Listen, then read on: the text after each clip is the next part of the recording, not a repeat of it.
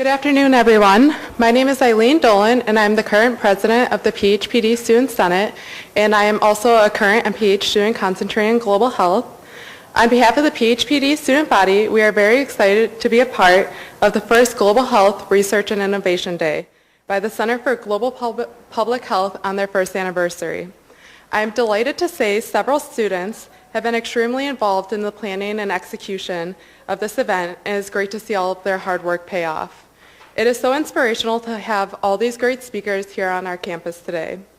This event, and to a much greater extent, the Center for Global Public Health offers an invaluable learning experience and a multitude of opportunities for students to get involved in research, to find mentors, and to equip students to go out into the field of global health and become researchers, innovators, and leaders in the field. Congratulations to the Center for Global Public Health on their first anniversary.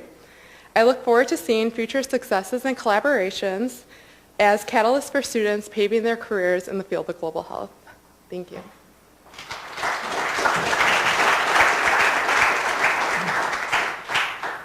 Dean Berman. He's also one of the people who have been very instrumental in us setting this center up in the last couple of years, so welcome. Thank you so much. Well, I'm delighted to be able to welcome you here and to celebrate this event. It's particularly gratifying to see how Tufts has progressed in its ambitions in global health. Tufts has actually had a long and distinguished history of doing global health, and Sherry Gorbach, who's going to talk to you after I sit down, was very much responsible for getting that going. Started with work that he had done in India and contacts that he had made there, and developed relationships, particularly at Christian Medical College in South India, that we then built on and developed a formal relationship with there, where we not only send students to do research, but we send students for education. We send many public health students and medical students on their summer between first and second year, when they don't know a lot of clinical medicine, but they've had enough exposure to be able to learn about public health and community medicine. And what I find particularly gratifying is my first exposure to global health was almost 50 years ago, when I completed my internship a few yards from here across the street and went off to India as a Peace Corps doctor for 2 years. And it was an eye-opening and life-changing experience. But I just learned so much there.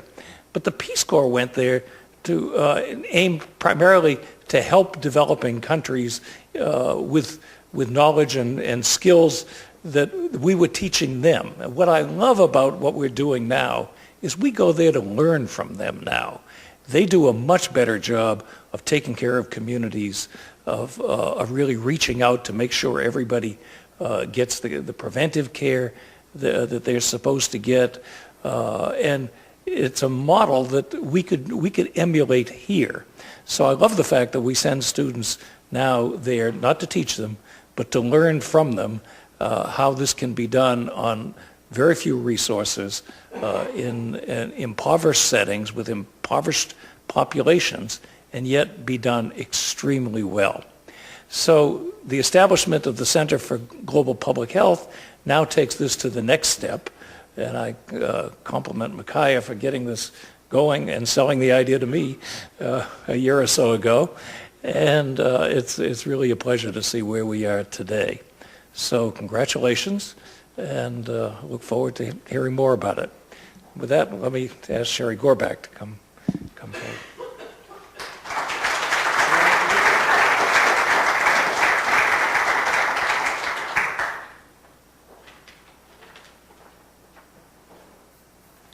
Thank you, Harris. I began at that place across the street in 1958 as a medical student.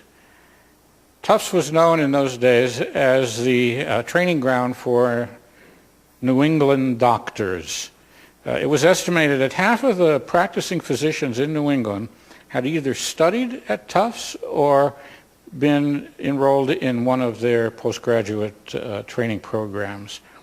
And that was the tradition. Our class, which was 1962, broke the tradition, and in that we had several graduates going into academic medicine. Several became professors in their specialties, and that saw a change in the direction of the school.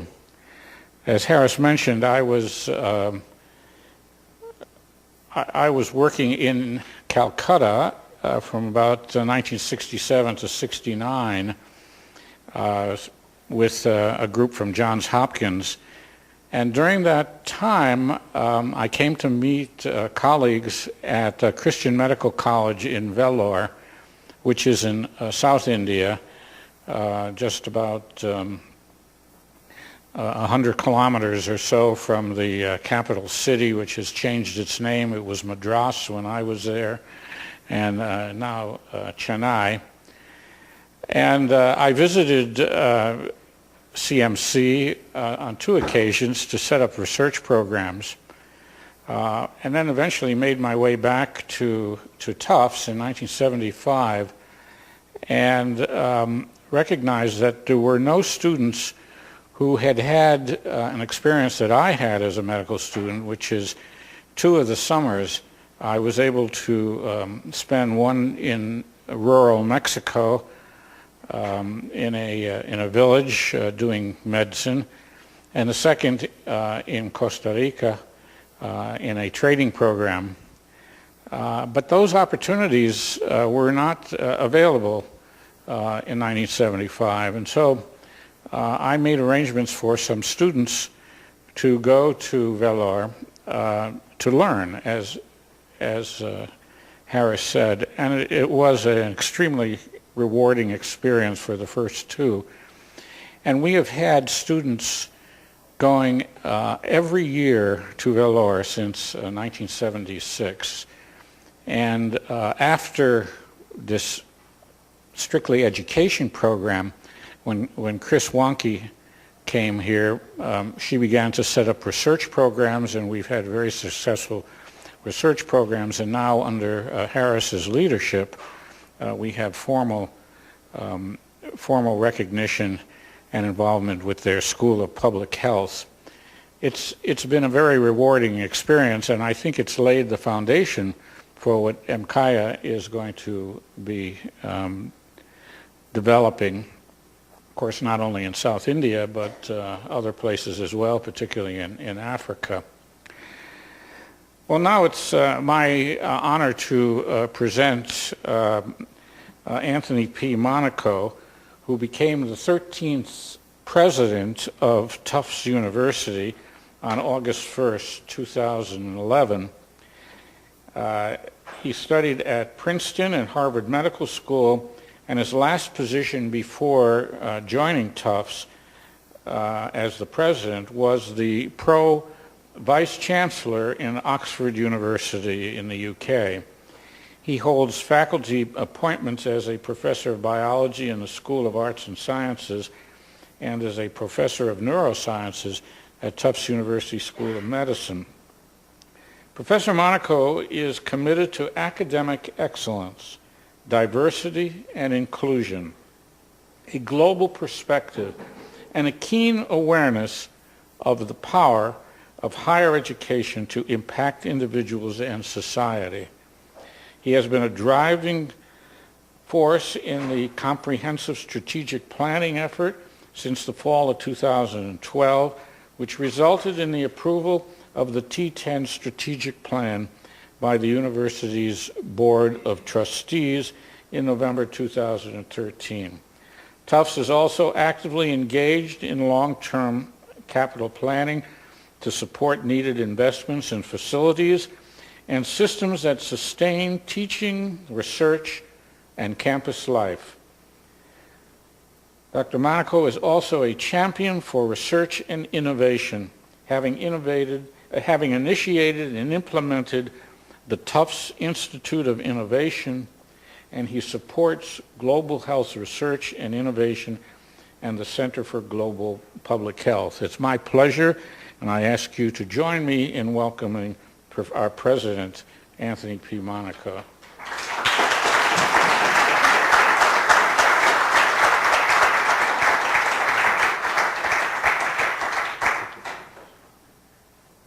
Thank you very much for that kind introduction. It's such a pleasure to be here for this first annual Global Health Research and Innovation Day. And as you know, it's the first anniversary of the Center for Global Public Health under the leadership of Micaiah, so congratulations on that as well. As you know, the center really has tremendous impact on global challenges by thinking of innovative solutions. And it does reflect, I think, Tufts' core commitment to active citizenship and a global perspective. But in order to really address those global challenges, it must work across the Tufts community as well as take education directly into action. The center builds on disciplinary expertise, but it really does promote interdisciplinary collaboration. Today's speakers, their groundbreaking and cooperative work is across the university, from the medical school to here in the Friedman School of Nutrition, Science and Policy, the Cummings Veterinary School, as well as the School of Engineering. And we're fortunate to have among us today faculty members from the Harvard School of Public Health as well as Northeastern. We know it takes not only academics, but collaboration beyond academia with non-governmental organizations and industry leaders. I was also pleased to see that Board of Trustee member Gloria White-Hammond spoke earlier in the day, who's a true pioneer and leader in global health issues. And the Center for Global Public Health touches on an extensive array of diverse issues in various communities. Last year's projects targeted communities across Africa, Asia, and Central America, with research focusing on key fields of global health, including HIV, nutrition, and diabetes. Finding intersections in these fields led to fascinating projects and discoveries, such as nutritional interventions to delay the onset of AIDS and HIV, analyzing effects of food insecurity on HIV positive and negative populations, and interdisciplinary research on how and why national nutrition education programs, whether they succeed or fail.